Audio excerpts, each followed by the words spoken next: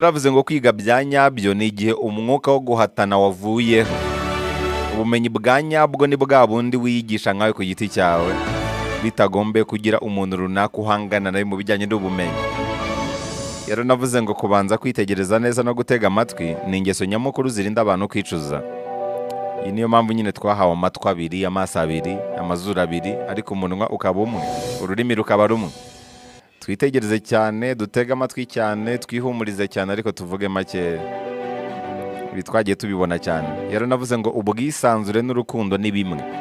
Yaravuze ngo iyo ushaka gukora impinduka ntutegereze ejo. Impinduka ni none, ntabwo ari ejo. Byandi bavuga ko mu buzima habaho ibintu bibiri: kwiyakira cyangwa gukora impinduka.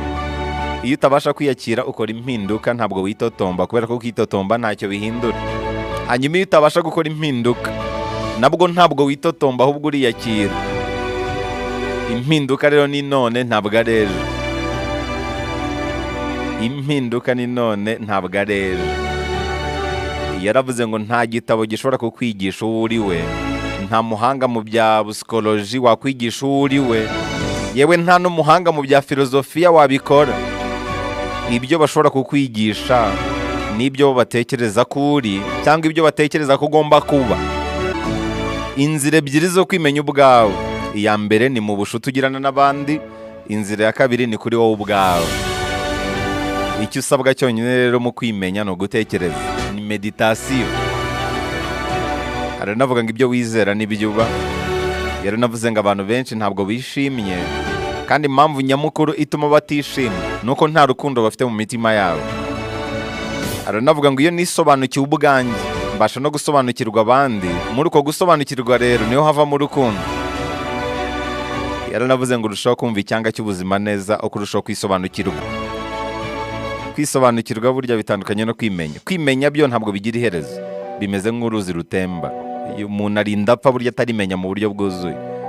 Icyo abasha gukora gusa no kwisobanukirwa, nabyo bijyana n'ibihe bitandukanye umuntu agezemo. Wisobanukirwa bitewe n'igihe ugezemo. Muri make ubuzima ni uguhora twiga,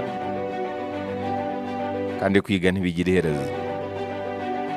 Yaranavuze ngo iyo washoboye kumva neza ikibazo n'igisubizo kiba kiri aho hafi, kubera ko ikibazo ntabwo gitana n'igisubizo. Uzabicunge neza, buri kintu cyose ubonye nk'igisubizo kiza gihetse ibibazo uruhuri. Ibisubizo ntibitana n'ibibazo, n'ibibazo ntibitana n'ibisubizo. Twarabibonye, ubyara umwana umutegereje imyaka n'imyaka, akaza ari igisubizo yego, ariko kizanye n'ibibazo uruhuri. Utsinda ikizamini cya leta ukishima cyane kubera ko ni igisubizo, ariko nabyo bikaza biherekejwe n'ibibazo uruhuri. Intambwe yose watera muri ubu buzima iba ihetse n'imbogamizi ziherekeje.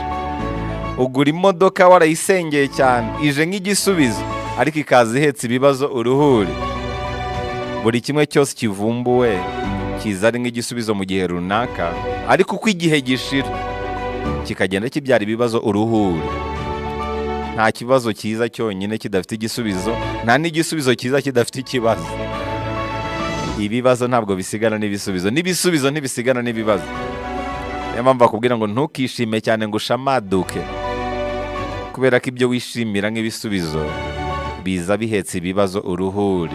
Ntukanababare cyane ngo uhereyo, kubera ko ibyo bikubabaza nk'ibibazo, nk'ibigeragezo, biza bihetse n'ibisubizo. Ibisubizo bihambaye byabonetse nyuma y'ibibazo bihambaye. Uzabona ko ibintu dufata nk'ibitangaza abahanga bavumbuye, bagiye babivumbura mu bihe byari bikomeye, cyangwa se nyuma y'ibihe bikomeye, ibihe by'intambara, ibihe by'inzara n'ibindi bihe runaka. Yaravuze ngo pfana n'ejo hashize, uzukane na buri munsi, kugira ngo ibitekerezo byawe bihora ari bishya.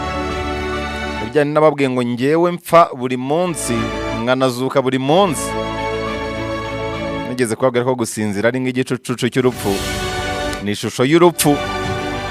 Uzabicunge neza, buri kimwe cyose wakwiratana kuri iyi si gihinduka ubusa iyo usinziriye. Imiryango ikomeye, amafaranga, ubuhangange bwose waba ufite, iyo usinziriye ntabwo umenya ahantu buri. Hari igihe uba wibereye mu isi yawe, wibereye mu nzozi, uri kurwana mu ishyamba, uri mu nzozi utazi nawe ahantu uri mu bintu utazi.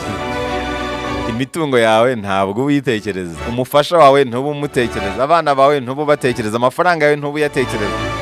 Gusinzira ni ishusho y'urupfu, kandi burya n'amasaha umara uryamye ni menshi ku buryo uturemangingo tuba twahindutse mu mubiri wawe ari twinshi. Ntabwo ushobora kubyuka rero umeze nk'uko wari umeze uryama. Buri segonda uturemangingo dushya miliyoni turapfa, akavuka utundi. Twa tundi dupfuye tugatanga kode zatwo kuri utwo dushya tuvutse.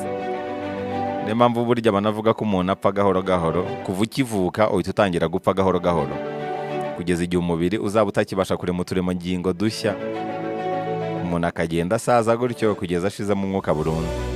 Nujya uryama nushaka ujya uvuga uti bye bye ubuzima, nubyuka uvuga uti hobe buzima. Byuka uri mushya rero, buri kimwe cyose kiba ari gishya kuri wowe. Ntugatuma ibyabaye ejo hashize bikomeza no kukuyobora uyu munsi. Uyu mugabo yaravuze ngo iyo ubwonko butisanzuye mu gutekereza burabora, iyo imitekerereze yacu idakora irabora. Aranavuga ngo ntabwo ubwoba buvurwa no guhunga, ahubwo buvurwa no gusobanukirwa, uguhangara ubwo bwoba.